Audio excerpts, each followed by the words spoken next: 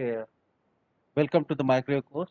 Start here with the horn antenna, and this one is a waveguide. This section is about a waveguide, and this one is about a player one. That is about we can say a pyramidal horn antenna. This will belongs to the pyramidal horn antenna. Okay, we can consider that that various shapes of that antenna we have. We need to learn what are the various shapes of this. What are the various shapes of this particular antenna? In this particular shape, so this structure is looks like a pyramid. Okay, this structure is looks like a pyramid. So that's why this type of antenna is called as a horn antenna. So now there are the pyramidal horn antenna means what?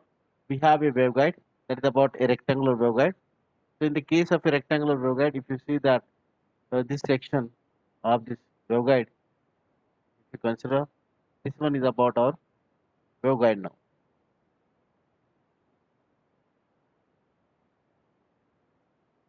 Okay, this is about a section of a waveguide, and this one is about our width, we say, and this one is about height. This is nothing but A and B. So now, in the case of a pyramidal horn antenna, so this one is about a end. Suppose we consider this one is a one end. So this one end is will be a flare here. So likewise, it will be a flare here. Whatever the angle makes with this particular center, that is nothing but a flare angle. And this particular area, that is about height.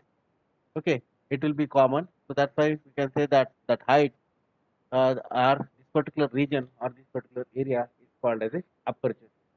Now this particular portion will be nothing but the aperture. Or we can say that effective area of the antenna. Okay, this one is the effective area of antenna that will be used for the radiation purpose, or that can be used as receiving purpose. If that this one aperture area is large, so we can capture maximum signal there. If that aperture area is small, so okay, minimum. Okay, so then that signal received, okay, capacity will be increased or decreased there according to that particular area there. So according to that, that beam, whatever the beam formation, or we can say that that beam will be what we can say, either it will be wider or it will be a narrow there. They are based on this whatever the aperture area there. Now that it is depending upon that flare angle. Okay, that flare angle, how long this will be wide here. Okay, so according to that, this will changes. Okay, so that what how much is the wider of this particular area will be takes place. Now we need to know about here what will be the effective length of this particular region. In that case, if you see that, so this from the center of this particular horn, if you consider that, there will be a dotted line. This will be exactly the length. This will be the exactly length of this whatever we can say, and effective length of this whatever the okay of whatever the region is different. That this will be nothing but a R, but this is a small section will be there, so that will be a total length, or you can say that is about the effective length of this horn antenna. Okay, and this is about the effective aperture area of this particular horn antenna. Now this horn antenna is a pyramidal one. Now generally this horn antenna is used for the feeding purpose, to feed for the feed to whom, or we can say that about the primary antenna for the a parabolic antenna. Okay, this one is a feed is used for the parabolic antenna to achieve the large gain. Means for getting the higher gain or a directivity, we can use this feeding horn antenna to this parabolic antenna. Means this one horn antenna is mostly it is used as a feeder, or we can see the large size or large dimension of horn antenna can be used as a in applications of a radar there. Okay, so but since what happened here, because since every whatever the structures we have, all structure will be a metallic one, so that's why it will be very difficult to handle this horn antenna. So to difficult, why it is difficult? Because it is metallic structure, and when we are rotating, when we are using in a radar or any other applications, we need to rotate this particular horn antenna. So it will be difficult to focus the antenna towards a given direction. So that's why there are the mechanically it will be very hard there. So that's why it is difficult to this antenna to be used as a transmitter or a receiver at a single level. So that's why it is to be used as a feeding one. So it has the gain. Gain is higher, or operating frequency is depending upon that whatever the waveguide we have or waveguide sections we have designed. So according to that, it changes that particular pyramidal horn antenna. So that's why it will work for the higher frequency and it has a higher gain. Since that end is open there, so automatically this end is open, so means it will act as a radiation there. All the signal will radiate in the space. So how we can say that it is radiated in space? We say that about the electric field component and magnetic field component. So likewise, we say that these are nothing but the electric field component likewise, and it will be radiating in space. Similarly, we have a magnetic field component, it will be radiating in a space there. Likewise. So that's why it has a no VSWR there, low standing wave ratio. Okay, uh, that will be the advantages for this particular horn antenna there. So most of the applications, if you see that, mostly radar, that horn antenna is used, or in a parabolic dish, that horn antenna is to be used there. So now, if you consider that the operating frequency is large, as whatever the section of the waveguide we have designed, so according to that operating frequency is large. So that's why the operating bandwidth for this human antenna will be large there. Okay, so what are the advantages there? We have a large bandwidth. Okay, you can say that is about a large bandwidth. We say a low SWR there. Okay, high gain. Now these are the thing, but disadvantage is about, again you can say that disadvantage is again it is about a metallic one. It is a sturdy, so it is difficult to install or difficult to maintain. Okay, means it can be a fix at that particular point. Okay, so it can be a possible. We need to fix this particular antenna. So mostly, if you consider this horn antenna, here are the types. Types of this horn antenna. Horn antenna types. One is we say a pyramidal one.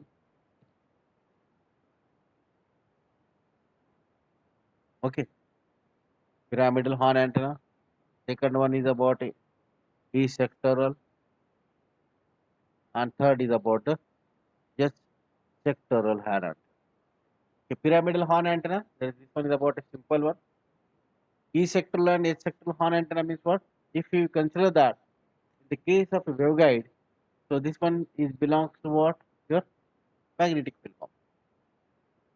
This one is belongs to the magnetic field component. And this blue, okay, if you see that this one is belongs to the electric field component. Now, if that antenna we say it is about the E-sectoral horn antenna, so E-sectoral horn antenna means what? Only this size will be a broader. This E side will be broader. That's why it is called this width will be a constant, this will be a fixed, okay, but only this section will be broader. So that's why we say that P sectoral horn antenna. In H sectoral horn antenna, this will be a constant. Okay, whatever the width we have, it is constant. Okay, this will be a constant. Only what it will change. So we can say that uh, this will be constant and this will be wider. Okay, that's why we can say that about H will be broader, E will be broader. E sectoral horn antenna, E will be broader. H sectoral horn antenna, H will be broader.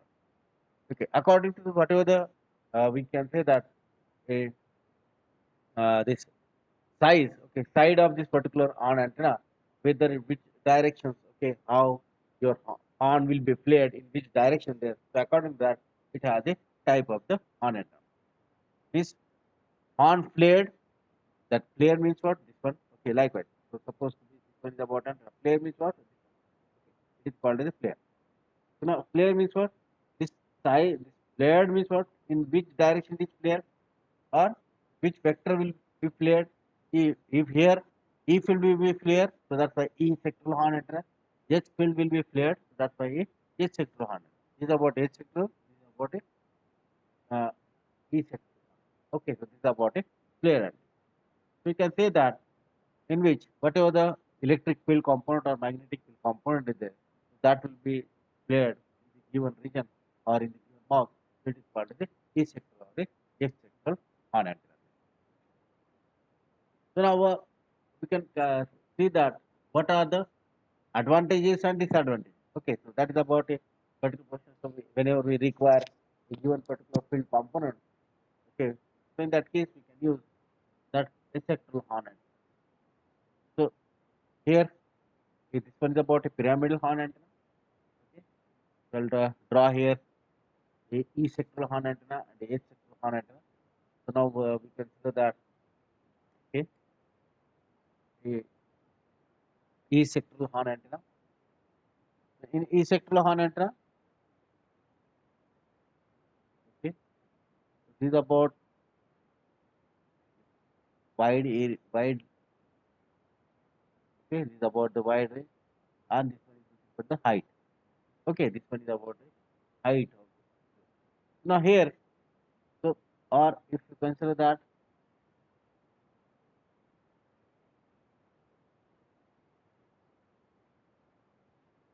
okay, so like means this will be a width here, and this portion is nothing but the height. So now width means what? This is about a EH, okay, likewise, and okay, suppose I just draw here this, this will be nothing but the H, okay, and a portion of this one, this is nothing but the E here, okay, likewise. So now here E, okay, whatever the E we say, it E sectoral horn antenna means what? E is to be a broader one. So E is to be broader. We can consider that section of this horn antenna in which E will be a broader. So that case, this is about a width we have. Okay, so this is fixed here. Okay, this is about a width. It will be a fixed here, and then go here the projection like say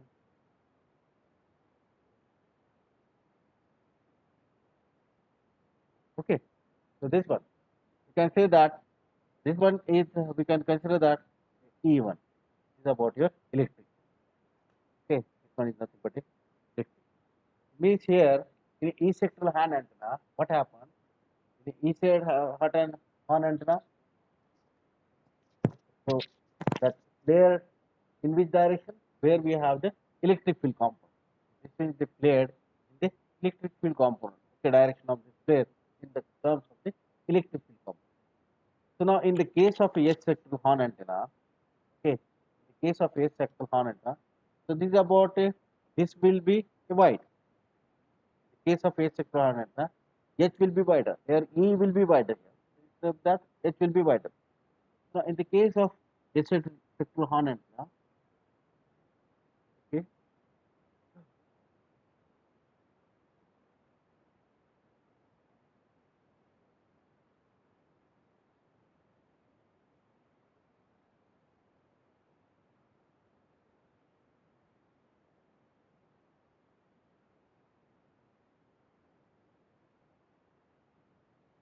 okay, this is about our waveguide section. So now in the case of a S sectoral horn antenna, this is to be a wider one. H will be a wider one. How this H will be wider? This section will be a wider. Okay, a wider.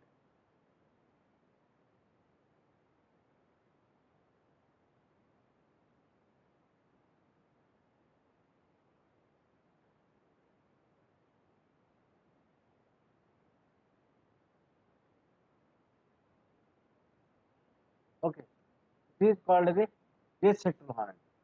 Here we say that this one is about your magnetic field component.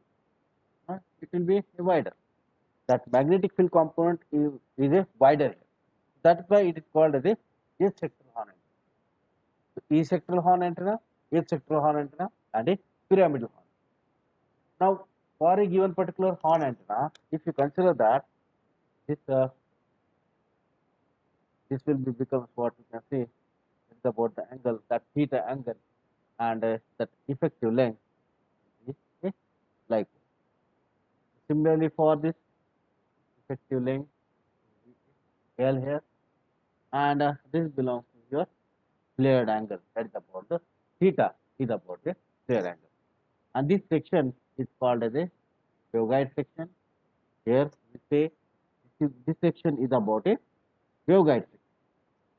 Now, the horn, for the given horn, we need to calculate that what will be the field component. Okay. So now, if you consider that this particular section of this pyramidal horn antenna, so you can say that this is about your E, sorry, H here. This is about your. Now we say that if I draw here, so it looks like the H. Okay, this is about H, and we can say that this one is about your. Okay, this one is about your electric field. So this one is about, we can say, a axial length, and this one is about, we can say, a aperture for this given antenna. And here this portion we can say that is about the height. Okay, this particular portion we say that is about the height of the antenna, and this one is about the width. Okay, this one is about the width.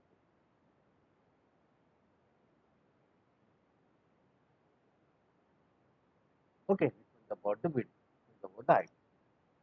Here height. Here this one is the height. This one is the width. This one is height. Okay, so height or width, okay, only it will change. So we need to calculate that what will be the directivity, okay, for the given particular antenna. So to calculate the directivity, we should know that what will be the, okay, length here, effective length of the given antenna. Okay, it's about likewise L. Okay, so we can calculate that what will be the length of the antenna. So we consider here the pyramidal horn antenna now, and for a given particular pyramidal horn antenna, this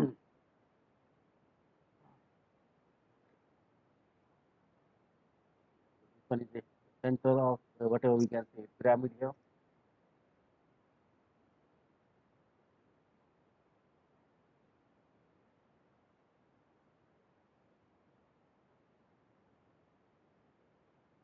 And this one is the it is about the length.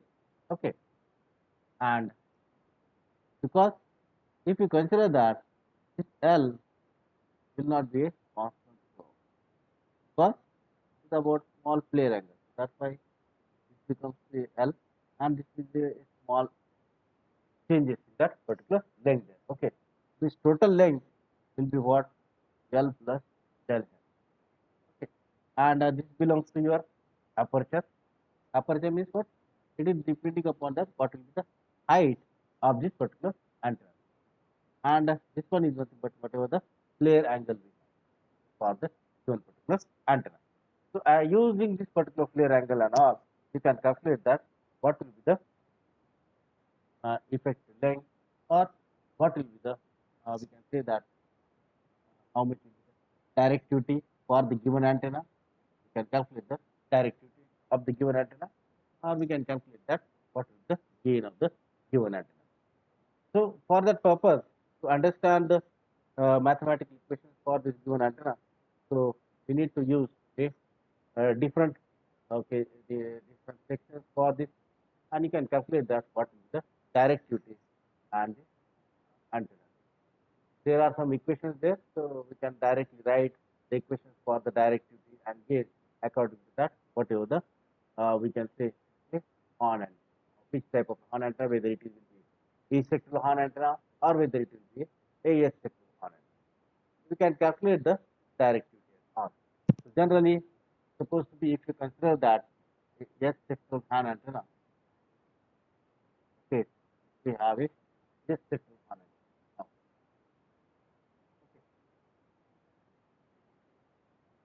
it is a spectral Hahn antenna, that effective length, that is about effective length is equal to what? 1 L plus delta n.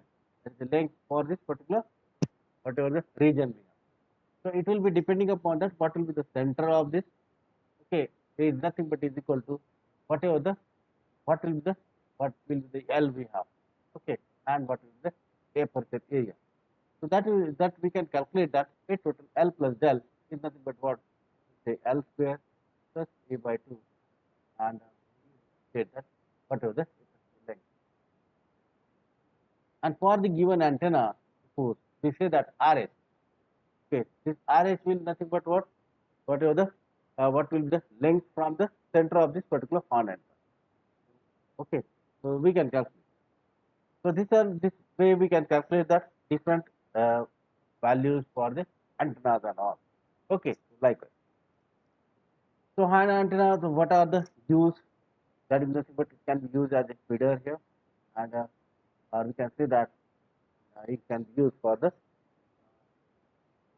feeding as in a parabolic antenna, or a you can say that it is about circular circular one or elliptical one, parabola. Okay, so we can see that different sections of this antenna. So we can calculate that flare angle using that what will be your height and all. Okay, so we can consider that theta we can calculate. For that purpose, we should know that cos of theta is equal to L by L plus del here. Consider that get that cos of theta, and tan of theta depending upon that what will be the height and what is the length. So according to that, A, or we can say it is about the H. Okay, this one A, or we can say it is about the H here. So theta can be calculated using that tan inverse of H, or in terms of cos inverse of L by L plus del. That is about the flare angle for okay. And this del it is nothing but what? Whatever the angle variation is available for this particular, okay, that particular triangle there. Okay, this one at actual this one, and they say that a variation occurs. So based on this, whatever the flare angle we have, if that flare angle will be a large, okay, if it will be a large, so then we'll get that a curved wave. So we require, okay, uniform, okay, that wavefront will be a uniform one. But if we hit that flare angle will be large, then we'll get that that curved wavefront. Actually, our requirement is about a planar one, but we'll get the curved wavefront. So that's why. But even if you go away, okay, far away, so then naturally it will look like a planar one. Okay, then in nature. So if you come nearer to the horn antenna and if you see that what will be the wavefront for this particular horn antenna, so it will be like a curved one. But if you go for the long distance, okay, far away from this, so it will be like a planar one. But if the flare angle will be small, naturally your wavefront will be a planar in nature. So what will be the aperture size here? If that aperture size will be increased or decreased, what will happen? If aperture size changes, okay, so it will changes the operating bandwidth and it will changes the directivity. So as I told you earlier, aperture is a large, it is depending upon that whatever the gain or what will be the operating frequency. We should know that what will be the aperture there, and if we change the size of that aperture, your beam width and directivity will change. So more, okay, larger the aperture, beam width will be wider, narrow, smaller the aperture, beam width will be a narrow one. So narrow beam width or wider beam width, narrow means directivity larger, wider means directivity will be smaller. Okay, so means we can say that decrease directivity will decreases if it will be a wider beam. If it will be the aperture is large, beam will be wider, and directivity will be decreases. Then again, if we consider that, uh, if we consider that a length will be smaller there, okay, whatever the flare angle, it will be very very small. So then what will happen? Then beam width will be narrow. Okay, flare angle will be small. It is depending upon the theta. Okay, theta and aperture, all the sections. If the theta is flare angle, is what we can say flare angle.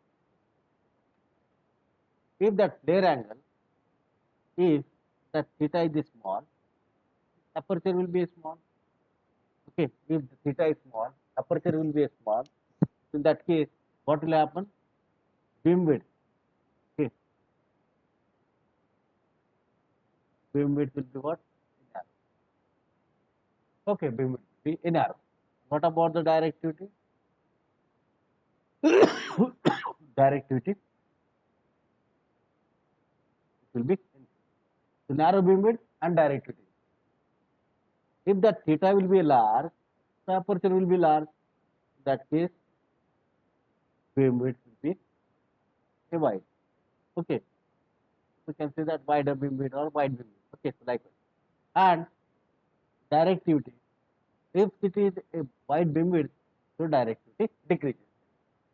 So just remember that concept of what will be the happen to the directivity and a beam width if your aperture size or a flare angle will be changes. So that's why we can say that a directivity is dependent. The directivity of the sound antenna is depending upon that aperture size. Okay, so we can say that directly. We can conclude here. It is depending upon that the aperture size. That's about the directivity of a horn antenna. So that is about a horn antenna. We can use horn antenna for the different applications. We have learned here today a horn antenna, pyramid horn antenna. See that a this one is about E sectoral horn antenna. This one is about H sectoral horn antenna. E, your E field, we can say that about E field will be wider. E sectoral horn antenna.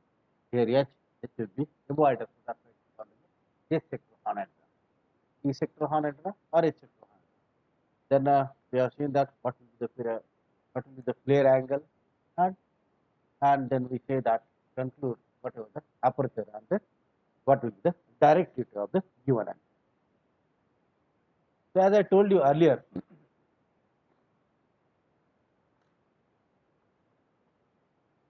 okay, so we say that earlier here the section of this horn antenna and all. Okay, so we have studied. Next, we need to learn about the parabolic antenna or a dish antenna.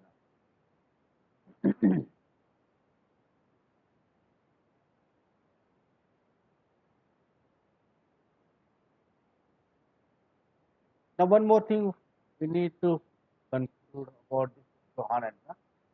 So, for a horn antenna, if you consider that you are not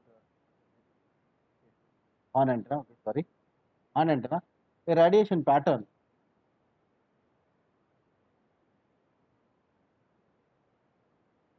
Okay, radiation pattern of horn antenna. Since your antenna is looks like, you can say that antenna, horn antenna, simple structure of antenna.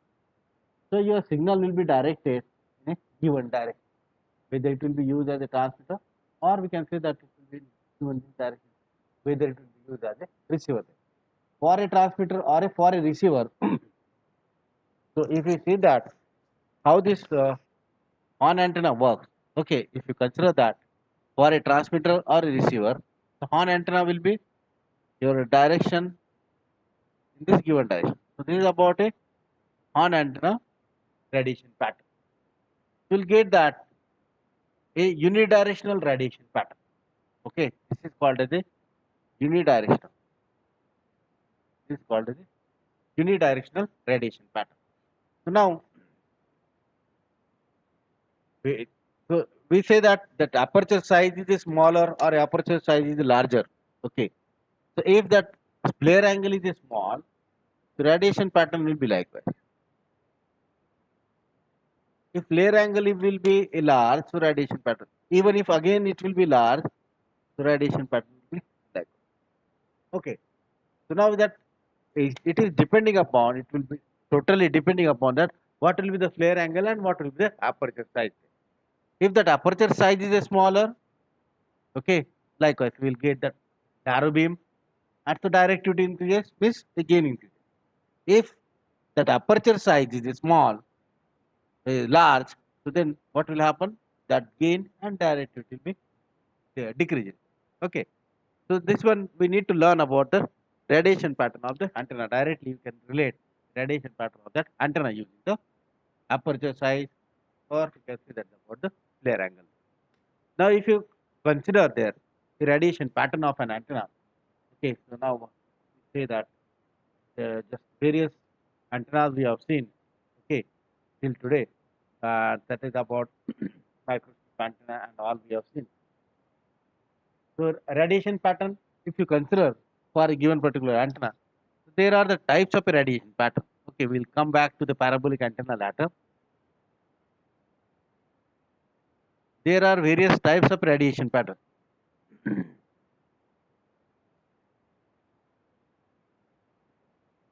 Generally, if you consider that the sun, okay, if you consider that sun is a what, you can say that it is about the isotropic radiation. Okay, radiator. Okay, you can say that a isotropic radiator. Okay, so we can say that uh, it will radiate the signal in the all the directions. So then we have a radiation pattern that we can say, or we can say a point source. It radiates the signal in all the directions. Likewise, okay, it will radiate the signal in all directions. Similarly, the sun. Sun is a isotropic radiator. It will radiate the signal in all direction in all plane.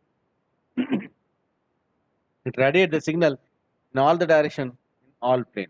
Okay, so that's why it's called as a isotropic radiation. Another one is about, we can say that is about the omnidirectional radiation. Okay, you can say that omnidirectional one. So it will radiate the signal in all the direction, but only in a one plane. Okay. Then a bidirectional radiation pattern. Means it will radiate the signal in the two different directions. Like three. And a unidirectional. Unidirectional means what? It radiates the signal in only one direction. Okay, so you can say that a omnidirectional radiation pattern, it looks like a radiation pattern in all the directions, but it is in a one plane. Bidirectional radiation pattern, it will radiate in signal in the, okay, uh, in either side of the plane there, okay, in one direction, one side or another side. Okay, two lobes we say. And here we can say that about the unidirectional means what? We say it is only a one lobe. So we can say that the radiation pattern. So generally we are expecting that the radiation pattern, the isotropic radiator, but not possible. Okay, no one, no device will provide the isotropic radiation. If you consider the example of a dipole, it provides the omnidirectional radiation pattern, and all these antennas, most of the antennas, they are designed that will be work or that will provide a omnidirectional radiation pattern. Now, if you consider that your mobile phone, okay, earlier days people have used a dipole antenna. So dipole antenna means what? A single handset, okay, and that above the top there is an antenna. Okay, this is nothing but an antenna. That antenna, a dipole, old mobile phone. Nowadays, it dipole removed, replaced by the microstrip.